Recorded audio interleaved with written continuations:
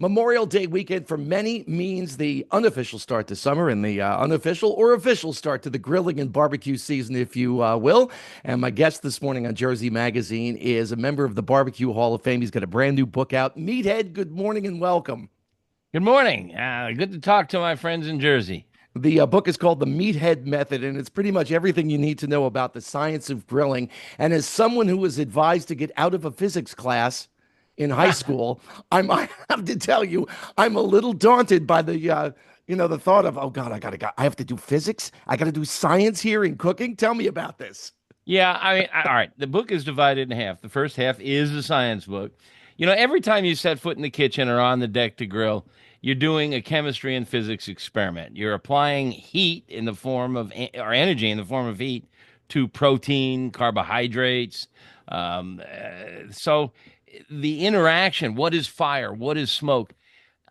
If you learn a little bit, not not graduate level physics and chemistry, it can really improve your cooking. You can understand what's going on and you avoid the embarrassment of overcooking an expensive steak for your boss and or sending grandma to the hospital on Memorial Day because the chicken wasn't cooked through.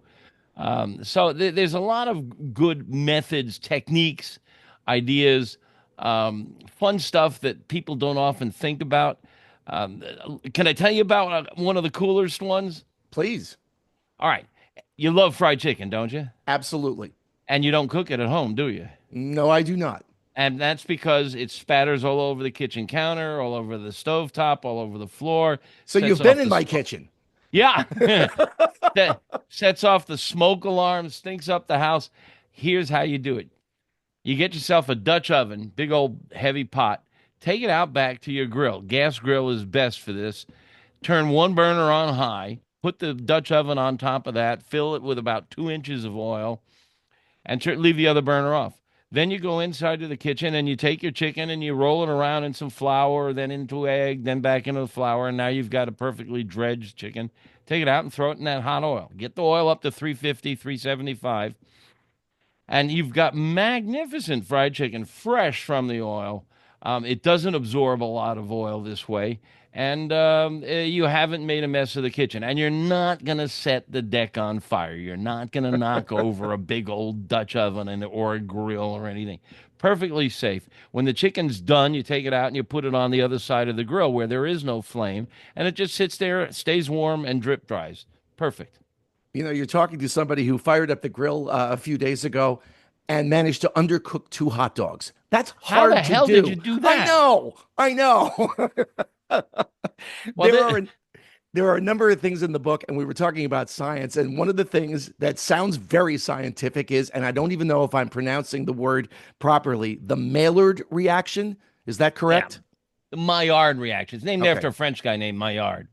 It's a really important key concept. A lot of cooks know about it, but a lot don't.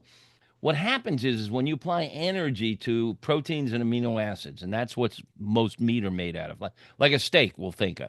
So you take a steak, it's raw, and it's rosy purple, reddish, and you put it over a grill or into a hot pan, and it turns brown. And when it turns brown, that's a chemical reaction. That's the proteins and the amino acids, reducing sugars, other stuff that are on the surface of the meat, changing their chemical structure and making really flavorful crusts. I mean, we love the crust on a steak or a prime rib or something.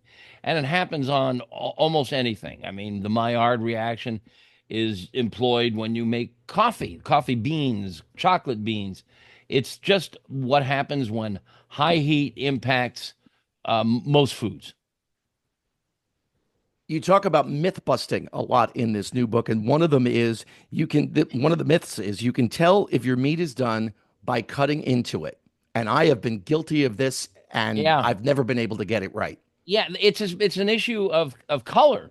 When you cut into the meat, it's one color, but as oxygen binds with the meat changes color.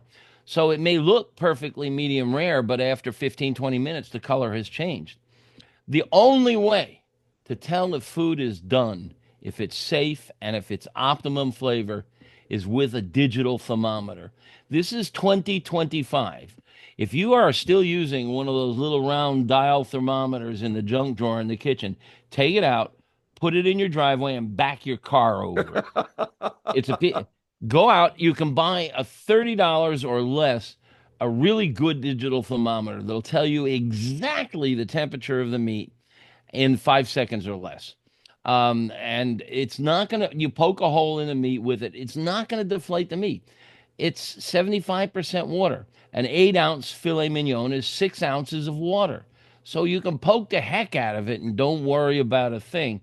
And it'll give you now a medium rare steak. We know scientists have proven with special equipment that steak is most tender and most juicy when it's medium rare, and medium rare is 130 to 135 Fahrenheit. That's it. Writing this down now, 130. You got the book. It's in the book. Uh, not a penny more or a penny less. 130 to 135. That's your optimum temperature for a steak for tenderness and juiciness. Now you might like it a little more cooked or a little less cooked, but I think it's my observation that people who don't like rosy red meat fear that that's full of blood. There's no blood left in the animal. They've drained it in the slaughter. That liquid that comes out is pink, not, and blood is cattle's blood is the same color as your blood. It's black almost. It's thick. The juices that come out of a steak are thin, they're pink, and they don't coagulate. It's not blood. It's every time you call it blood, Zuzu becomes a vegan.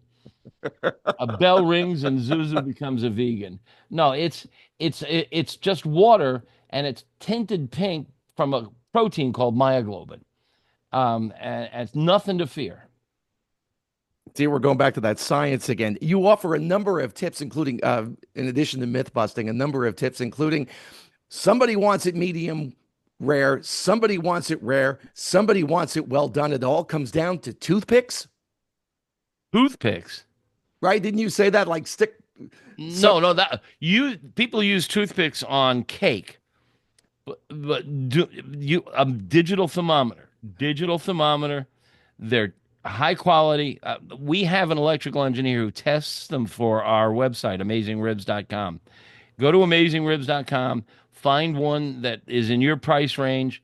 We don't sell them. You can click it and order it from Amazon or wherever else it's sold, and get yourself a good digital thermometer. It will improve your cooking overnight. It is the single most important tool in your kitchen, with the possible exception of sharp knives. You refer to salt as the magic rock, and it Oh, yeah. indeed makes things taste so good. But if I'm on a low sodium diet, what do I do? You don't need to use a lot. In fact, the problem is when you go to McDonald's or eat out in restaurants, they use too much salt. Our basic recommendation is a half a teaspoon of Morton's coarse kosher salt, which is not quite as potent as regular table salt per pound of meat. And the reason we call it the magic rock is it's just sodium and chloride, two atoms.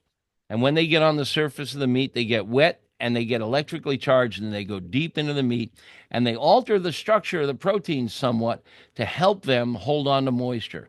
The salt amplifies flavor, but it doesn't alter flavor. Garlic alters flavor. Pepper alters flavor. So it's great for improving flavor, holding on to moisture. You don't need a lot, just sprinkle it on the surface. All the other things that you put on a steak or on chicken, your spice rubs, they're all molecules are huge. I mean, sugar is 23, 24 molecules.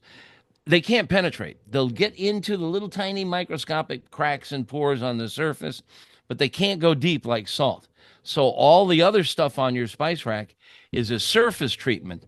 Salt is the only thing that goes deep, and that's why it's the magic rock. All kinds of tips and myth busting and what have you in the brand new book, The Meathead Method. You can learn everything about it. You gave the website a little earlier, amazingribs.com. Meathead, thank you so much for joining us this morning. I'm heading out to the grill now to see what I can do.